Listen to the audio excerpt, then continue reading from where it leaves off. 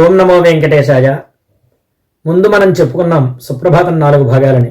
అందులో మొదటి భాగమైన సుప్రభాతం శ్లోకాలు 29 కూడా పూర్తి చేసుకున్నాము. నేటి నుంచి స్తోత్రంలో శ్లోకాలు ప్రారంభించుకుంటున్నాం.